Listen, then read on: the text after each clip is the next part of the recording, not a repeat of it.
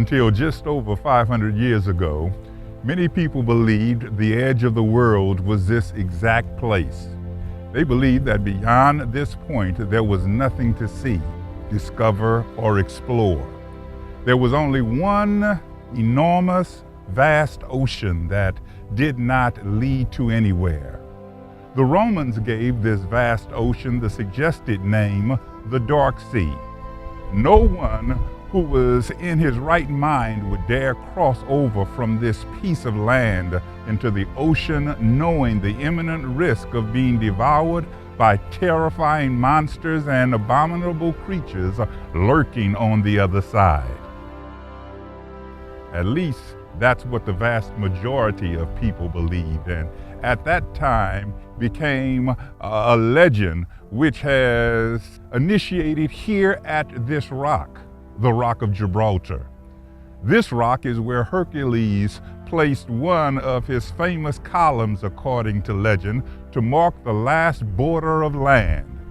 Non pura plus ultra means there's no more earth beyond here, a legend that still goes back to the times of the ancient Greeks. It would be 2,000 years before someone dared take the first step forward. It would take an individual of vision, will, and unshakable determination who could overcome obstacles and difficulties. Who would have believed that from the small town of Palos de la Frontera, the history of the world would be changed forever? And yet, it happened. In this place, along the Andalusian coast, there was once a medieval river port of great prosperity during the 15th century. At that time, it would have been the most famous coast in the world, but today it no longer exists. On August 3rd, 1492, Christopher Columbus, with a small crew of 90 men and 3 small ships, believed Isaiah 40:22 that the world was a circle, set sail for Puerto Polos towards history. An adventure that for many would have meant the end was only the beginning for him.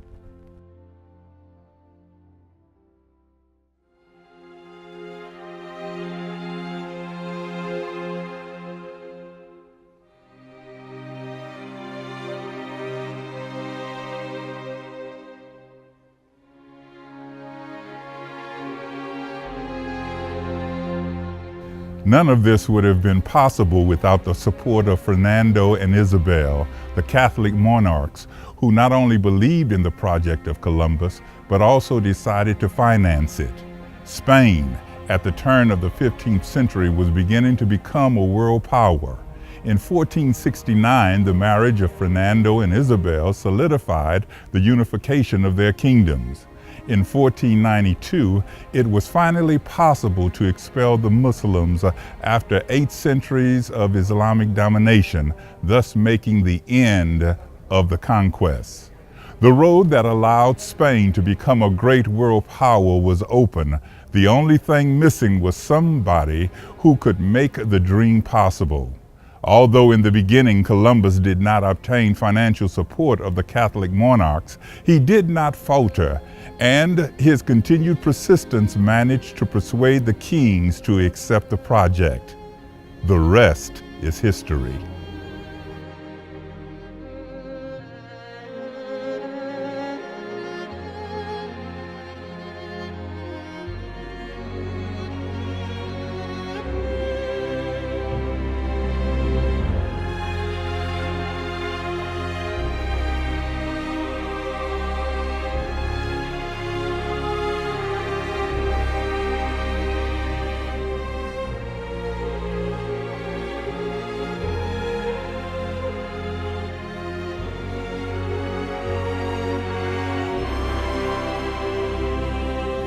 Charles I, a grandson of the Catholic monarchs, spent the last days of his life here in the monastery of Yusta. He was the most powerful person in Europe thanks to the kingdoms he had inherited from his grandparents. When he assumed the throne, he added the legendary columns of Hercules to the Spanish shield, along with the words plus ultra, as a motto of his reign and determination to succeed. This represented that the new Spanish Empire had gone beyond the established limits. Columbus had the dream, the Catholic monarchs made it possible, and Charles I instituted it. These people demonstrated that there are no limits to the will of human efforts, and that it is possible to do what others believe is impossible. There will always be more to discover, explore, or improve upon. It is just a matter of daring to do so.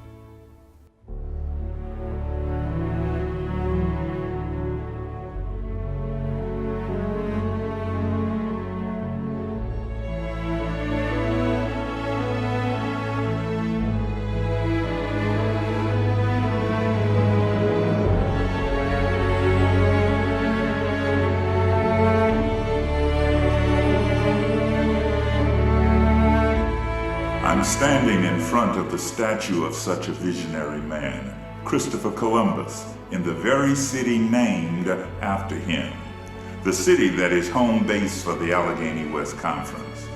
We are here to honor the vision of people that believed the impossible was possible, people that defied the odds and achieved what for others was just an impossible dream.